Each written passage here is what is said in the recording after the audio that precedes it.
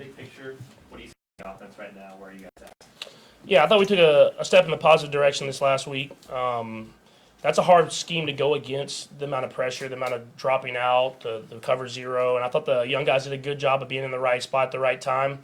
I think selfishly for myself, if I could hit some of those deep shots that when we did get the opportunities, the one to Justin Watson, I missed the corner. They got me with the scheme, so I tried to lay him out to the sideline instead of throwing it over the middle. And the one to Marquez, and even though there's a guy there, I can put it out there. But luckily, he made a good play and got the flag. So I think if you hit on those deep throws right there, the rest of the offense was going. So we just got to hit those deep ones when they're there. Patrick, on the short week. About that same thing, that same topic. Just wondering, the fact that you get so few of those opportunities, does it factor at all in to, I think, the execution, I guess, of the play when you do get it? Not necessarily. I mean, just whenever you do get those opportunities, you have to hit them. And that's something that I tell myself every week. And we haven't hit them at the high enough pace this season so far, but we have historically. So let's just try to continue to work at them and practice them. And then when we get those opportunities in the game, let's try to hit them. But as far as the rest of the offense, I thought we did a good job of just moving the ball around, taking what was underneath. But yeah, when we get those opportunities, you got to hit them in this league. Patrick, on a short week, how do you prioritize rest versus how much you study? Yeah, I'm pretty big at just Monday, Tuesday, just really getting after it with the details and stuff like that. And I feel like if I can really get the full game plan in, which we have already, and get it all down where I feel comfortable, Wednesday I can relax and let my body relax and study and stuff like that. And it always helps when you're the home team, so you're at your house doing that instead of traveling and stuff like that. So the coaches did a good job of getting the game plan in early, so I've kind of gotten pretty much all of it down now, and hopefully I get some sleep tonight and get some rest tomorrow. And in quarterback, you showed us, your weekly, you still work out by yourself. Do you still do that in a short week? Yeah, we do a good plan. It's not as much as I would get in a normal week, but it's just trying to do something to just flush the body out, get it moving and stuff like that, so you're not sore on game day and you can have your body in a good spot. What can you say about Kelce's game on his bum ankle? Yeah, no, I mean it's tough, man. That's a legendary type game. I mean, to be able to battle through that. I mean, obviously I didn't see the injury live, so I didn't know how bad it was.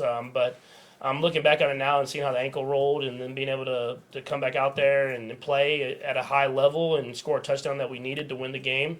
It speaks to not only the talent that he has, but the toughness that he has, and the reason that he's been out there week in and week out, because he'll battle through anything to go out there and play. If it wasn't clear before, it is now how much he really wants to be out there. Do you have any other stories about how much that means to him to be out there? Yeah, no, I mean, even like this last when he had the injury in the practice, I mean, he was trying to play that game, and I remember after we lost that first game of the season, just texting him and just asking him how he feels, and he didn't even tell me how he feels. He just said, "There's no doubt I'm playing next week." So that was the end of it, and so he was playing. So that just speaks to the toughness and the mindset that he has. What was he like during the week that leading up to the Detroit game? Well, it happened so late in the week that I think he was just frustrated that he didn't get out there, and he was trying to push it to get out there. I mean, yeah, he's a guy that wants to play. He's a competitor at the end of the day, and he loves football and loves being a part of this Chiefs team. And he goes out there and battles week in and week out. And I mean, I think people don't even know sometimes that he might be dealing with something, or he might not be feeling great, but he'll go out there and play at a high level. That's what all the great ones do. Patrick, speaking of ankles, it looks like every week your ankle looks like it's getting tweaked a little bit. How is your ankle feeling? Yeah, it actually was my ankle. I don't know if you remember in your like high school and someone would frog you, like he just kneed me right in the side of my calf, and it just kind of like sent that shock through my leg. So it's fine, it's just a bruise. But yeah, it wasn't everybody thought it was my ankle. It was just the old frog right in the side of the leg. It seems like Rashee Rice is starting to really come along at this stage. What have you seen in particular from him that is making you have that trust kind of beyond even Travis? Yeah, no, he's doing a great job of just being in the right spot at the right time. I think that's the biggest thing. He plays hard, he plays fast, when he gets his opportunities, he makes the most out of them. And so he'll just continue to learn. I mean, if you look at the touchdown that we had, I mean, the one before, I wanted him to go over the top, which we didn't teach that. So it was kind of one of those things, a veteran-type move, and he saw that.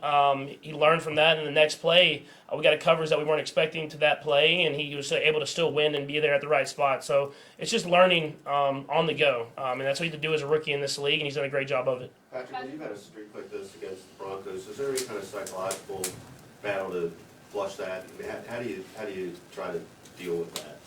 Yeah, I mean, I think it's just when you play a team like like the Broncos, same with any division opponent. There's just another level of intensity. So I'm not worried about necessarily a streak or anything like that. I'm worried about winning against a division opponent, and I know just as much as I think everyone in this locker room knows that it doesn't matter what the records are. It's going to be a close game. It's going to be a hard fought battle. Both teams are going to give everything they have, and so that's just the history of the matchup. And so that's the thing with me. It's not about the streak. It's about going out there and find a way to win against a division opponent in a tough fought battle. Is it something you need to convey to other guys? I mean, do you have any concern about anybody thinking that way? No, I don't think so. I mean, we understand the intensity. It's like the first thing we talk about every week we play a division opponent is that it's a different football game. It's more physical, it's faster, and the mistakes, you have to minimize those mistakes because they mean more. And so that's just how it is playing in the AFC West. Patrick, what do you see out of the Broncos defense? What challenges do they present and someone like Frank Clark over there? Yeah, I mean, obviously I think as far as their DBs are concerned, they have veteran safeties. They have young, really good corners, especially Surtain. Obviously, he intercepted me last year, but he's just a good physical corner. Can do a little bit of everything. So I mean, one of the top corners in this league. And then their D line. I mean, they have pass rushers kind of everywhere. And obviously, Frank, I understand how explosive he is off the football. But I think the Menino kid's done a great job this year. He's really kind of coming into his own. And it seems like every year the Broncos just have more and more pass rushers that just keep they just keep coming. And so it's just gonna have to make sure that we neutralize those as much as we possibly can. Those guys, I mean, that's gonna be a tough challenge for us.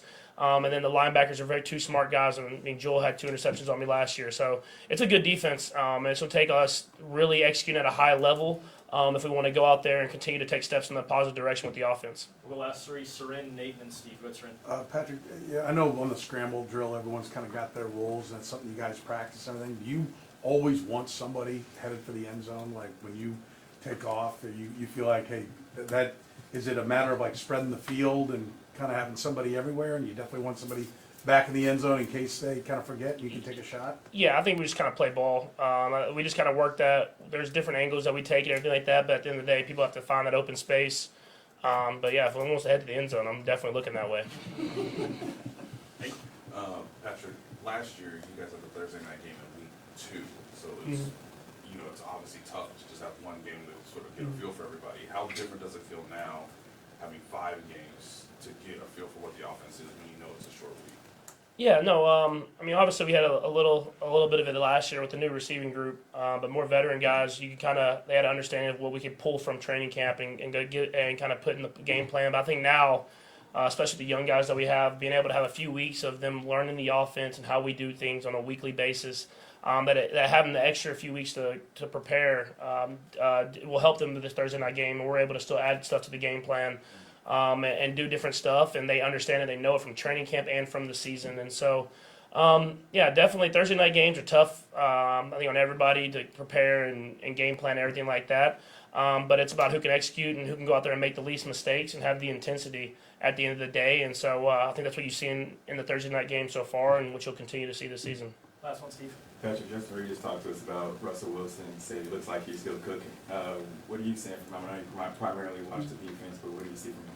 Yeah, I mean, he's played good football. I think the numbers have said it, and the play, it looks like that. And so he's a top tier quarterback in this league. He's won Super Bowls. He's put up crazy numbers, and so I feel like people kind of like some other quarterbacks in the league. People put all the blame on him, but I mean, he's playing great football, and sometimes it just the score doesn't go your way. And so I know it's going to be a hard-fought battle. Last year was a hard-fought battle against the Broncos both times we played because they have a top quarterback and a good defense. And so I'm excited for the opportunity that we have to go up against a great team.